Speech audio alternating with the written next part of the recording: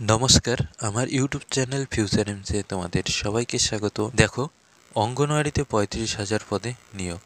তো পুরো ডিটেলস দেখব। তার আগে তোমরা এই ভিডিওটিকে লাইক করে দেবেন এবং চ্যানেলে নতুন হয়ে থাকলে অবশ্যই সাবস্ক্রাইব করে দেবেন। তো চলো দেখে নিই। দেখো, আজকের একটি পেপার কাটিং। বিধানসভায় প্রক্রিয়া শুরুর কথা জানালো মন্ত্রী। অঙ্গনওয়াড়িতে 35,000 পদে নিয়োগ।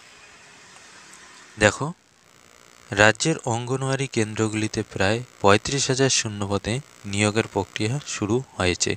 শুক্রবার বিধানসভায় প্রশ্নোত্তর পর্বে সে কথা জানালো রাজ্যের নারী ও শিশু কল্যাণ দপ্তরের মন্ত্রী শশী পাজা।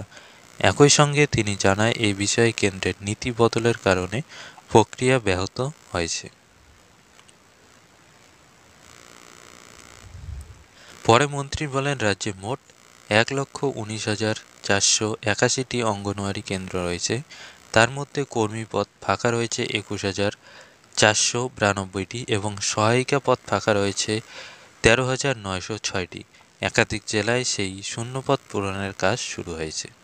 মাঝে মাঝে কেন্দ্রের নিয়ম পাল্টেছিল, তাতে নিয়োগে ধাক্কা খায়। তিনি জানায়, আগে নিয়ম ছিল অঙ্গনওয়াড়ি কেন্দ্রে পড়াতে গেলে অবশ্যই উচ্চ মাধ্যমিক পাস করতে হবে, আর সহায়িকা পদে 8 পাস।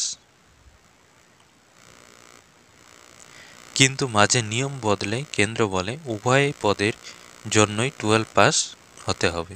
তখনই প্রশ্ন ওঠে, যিনি রান্না করবেন তিনি যদি 12 পাস করেন আর যিনি পড়াবেন তার শিক্ষাগত যোগ্যতাও একই হয় কি করে? এই নিয়মে আপত্তি জানানো হয় রাজ্যের তরফে।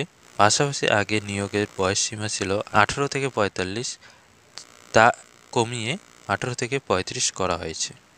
তো দেখো, মোট 21,492টি কর্মী পদে এবং সহায়িকা পদে 13,906টি নিয়োগ হতে চলেছে।